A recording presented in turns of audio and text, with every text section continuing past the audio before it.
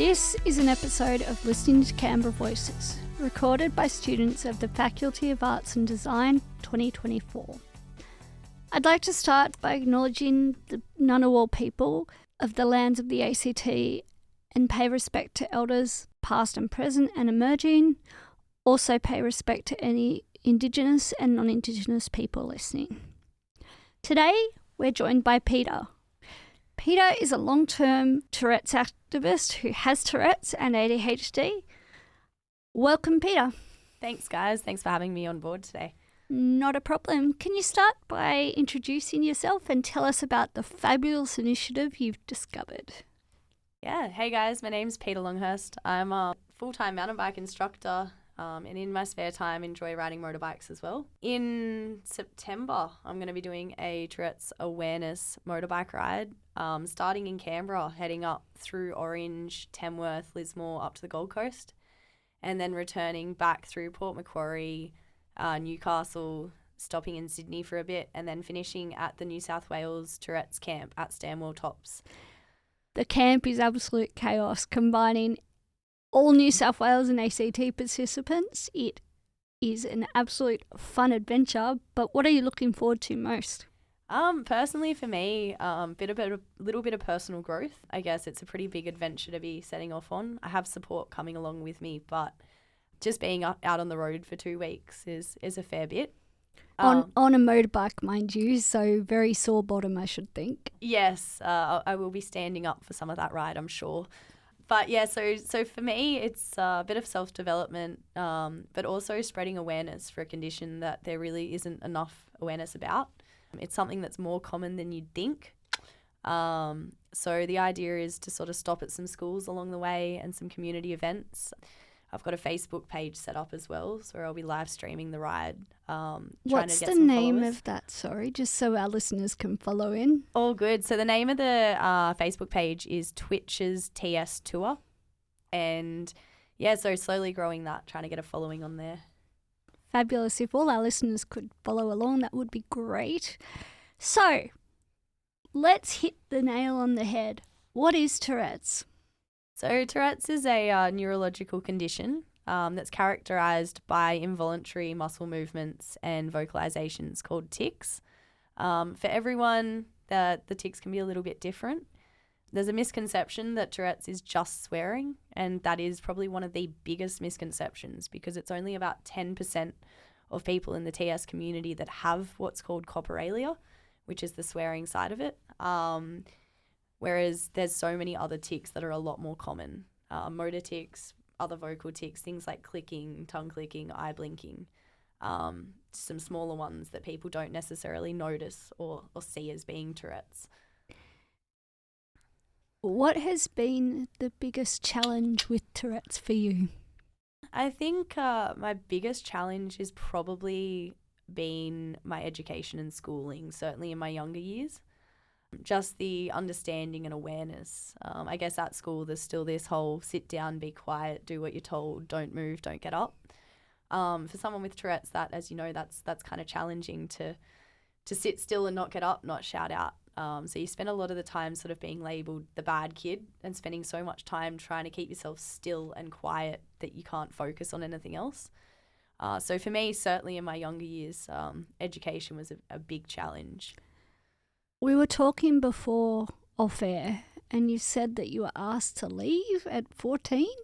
Yeah, so I won't name the school up here, but there was a private school in Canberra that, so I was freshly diagnosed at 14, thought, sweet, we know what's going on, we'll start afresh with a new school. And unfortunately I started there in the new year, made it through to about June, maybe even a little bit before that. And there was an incident there. They knew about the Tourette's, although throughout my time at that school, the bullying was quite bad, mainly from the teachers, unfortunately. And so there was an incident that involved the Tourette's and lack of awareness. And we were called in to talk to the school, and they basically said that it suggested that I leave before my life got difficult, which rather than kicking me out, which I think at 14 is pretty inappropriate, or at any age.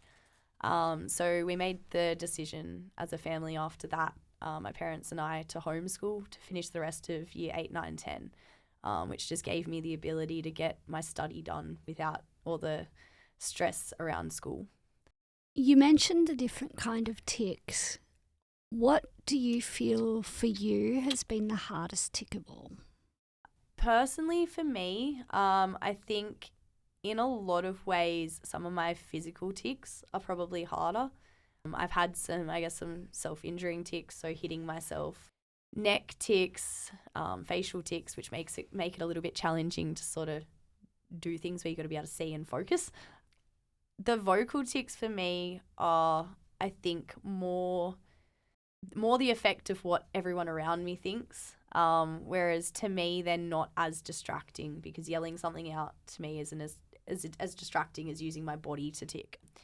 But I think certainly it's something that I get more self-conscious about, my vocal tics, because it's something that is more outwardly shown when I'm out and about in public. I'd have to agree with that. The vocal tics for me, myself, I have Tourette's as well, are the worst. In my career as a journalist, obviously I can't rely on my body to not scream out halfway through a broadcast. What do you feel the public need to know most and understand the best about Tourette's? That's a good question. I think the biggest thing for me is to understand that we're just a person like everyone else. We have the same hopes and dreams and goals. We can still love and be loved and have a family and have a career. And I think that the misconception there around, the fact that we can't look after ourselves and we can't go and achieve all of these things. I think that's probably one of them, is that we're just a person like you and everyone else. It's not contagious. You can't catch it off us. And yeah, we want to be accepted in the world like everybody else. I think that's the biggest thing. Have you ever had someone say to you, "Oh my gosh, it's contagious, stay away from me"? Yeah, that was probably more so in school. Yeah, same here. Everyone at school, you know what kids are like. Yeah. So there was always that, ew, I'm going to catch it, which used to really upset me. But as I got older, it also, in a lot of ways, it weeded out the bad friends.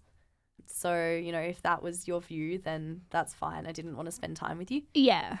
So in a lot of ways, I think other people's judgment of me made me more aware. And, I probably don't have as many friends as I could, but I've got some really, really good close ones. And realistically, that's all that matters, as long as you got a few close ones. Yeah. Screw the haters, to be honest. Pretty much. You talked about career. Yeah. What do you do? So I'm a full-time mountain bike instructor and outdoors guide with Dynamic Motivation in Canberra, Australia's premier mountain bike coaching provider. So bit of an interesting story how I got there, I guess. My parents started the business when I was still in college. My dad worked full-time in it for quite a while, and my mum and I sort of did a bit of stuff on the side. That was always an option to go into that. But I also kind of wanted to prove to myself and to the world that I could make my own way.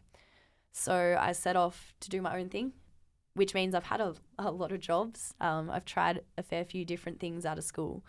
Everything from working in an office, health insurance sales, carpentry, roofing, fencing, traffic control. I drove a garbage truck for a while, security installation, land surveying. And then I fell back into the mountain biking. So I got let go from my last job, and chatting to my dad, and he was like, well, why don't you come join the family business? Which is always something I've been super passionate about anyway. And I decided at that point that I'd made my own way enough, and I'd showed that I could do it enough. And it was time for me to jump back into the family business. And so I've been full-time with them for nearly 6 years. Which is really, really cool. So I absolutely love my job. I get to teach the next generation of mountain bikers, as well as provide mentoring to the kids along the way. It's also given me the opportunity to actually work with a couple of kids within our programs with Tourette's, but also other neurodiverse people in our programs. And it's probably given me a little bit more understanding and empathy. But yeah, I absolutely love what I do. I wouldn't trade it for anything. I've got over 2,000 face-to-face coaching hours now, which is a fair bit in the industry. So, plan on being there for a while, helping grow that. We're starting up tours soon as well, which will be very exciting. So, very cool. So that's located out at Mount Stromlo for any of those interested. Yeah, come check us out. Yeah, definitely. So let's talk comorbidities. Yes. Obviously, a huge thing in Tourette's community are comorbidities. What do you have yourself? That's not too personal. No, that's all good.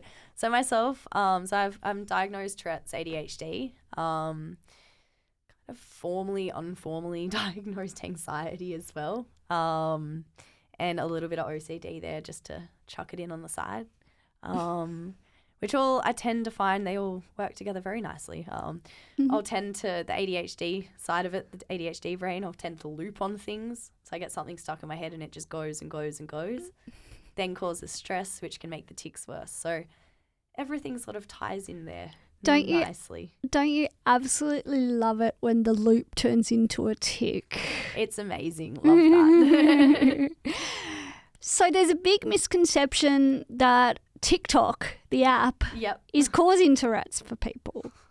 What do you have to say about that? Look, like I said, it's not contagious. You can't catch it. So watching it online, you still can't catch it, I suppose.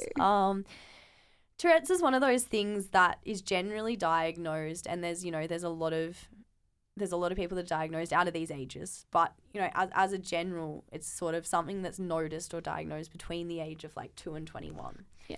So the fact that people may be developing tics, I don't think is necessarily related to an app. I think it's maybe just that there's a little bit more awareness about it and people are noticing those tics. Whereas, when you and I were younger and we were kids, that it was kind of, you had to go be diagnosed and it was a very, very long process. Whereas now it's at a point where I think there's a bit more awareness about it and probably people are picking up on it a bit more. Teenage girls that it's showing at 14, 15, that's obviously you've got a lot of changes in your life and in your body at that age, which could also bring on the tics. So I think it's a big coincidence. I think the name TikTok as well, I think that's been played on a little bit there going, it can cause tics. My view on it is I don't think TikTok's doing us any harm with that. I'd agree with you there. It's very interesting though to see within TikTok there is a huge rise of users with TS starting to come out and talk about their tics more, which is a very positive influence, especially as far as raising awareness and the fact that Tourette's can affect every level of your life. I think the more people getting awareness out there, more people putting videos out there, showing real day-to-day life, I think the more awareness is spread. It's something that's not necessarily hidden from as much anymore, which is really, really nice. It's good to see. One of the other things I want to talk to you about is when you put two people with Tourette's in a room together, what usually happens? We tend to set each other's tics off, which can be a bit of fun. It depends which way you look at it. I spent a lot of my life having a really negative attitude about my Tourette's, and over the last little while, sort of changing that and going, it is part of me. It's definitely not who I am. No. But it's a part of me, and you got to have a laugh about it, right? Exactly. I mean, some of my tics, I don't know about you, pineapples. Here we go. Classic example. Because we talked about it, it's happening. Yeah, the more you think about it, the more it's spoken about. Yeah. I tend to find my family understand a lot about Tourette's, but at the same time, they still get surprised. Yeah. What about your family? Yeah, I think I've been very lucky to have the support that I've had. Fuck off. But it's been challenging for all of us. My parents obviously got a lot of judgment when I was younger because I was the bad kid. There was no, there was no diagnosis at that point. And I'm really lucky that my parents never labelled me that. They were always there to support me, and rather than, we didn't know what it was, but I wasn't told there was nothing, which I know a lot of people are told. So I'm very lucky about that. I think we're all still learning, right? Yeah. It doesn't matter how close you are to someone with Tourette's. It's always a learning curve. Exactly. If you don't have it, honestly, it's something that you probably will never understand. And we're not meaning that in a negative way. Yeah, no, 100%. But it really is a condition that does affect every angle of our lives and can definitely interfere with our lives. But it can be a positive thing because we make people laugh. Yeah, I think that's the big thing. Like, out of my friendship group, and certainly, like, all the guys I work with, I'm really close with, so we all hang out. We're all like a family. And certainly there, like, everyone's happy to joke with it, and I'm okay with that. I personally would rather people have a joke around with me than be offended by my tics. I'm the same. Whenever I'm meeting someone new or starting a new class and my producer and editor would actually agree with me, I explain to them that I have Tourette's and say to them, I'd rather you laugh at me than just get really offended by what I say. Yeah, I'm the same with that. Yeah. I'd rather you have a joke with me about it. So one more time, let's go through the ride and where you're going to. Yeah, so I'll be starting in Canberra with a group ride, mind you, for anyone that rides motorbikes or cars that want to join along for the first day. That will be going out to Yass, where I'll be holding a barbecue, and then we'll be continuing on to Orange. So from there we'll go Orange, Tamworth, Lismore, up to the Gold Coast for 4 nights, and then back Port Macquarie, Newcastle, Sydney, Stanwell Tops, and then heading home back to Canberra. So everyone keep your eye out on the road for Miss Twitch here. That's the nickname. And thank you again so much for joining us. Thanks for having me on today, guys.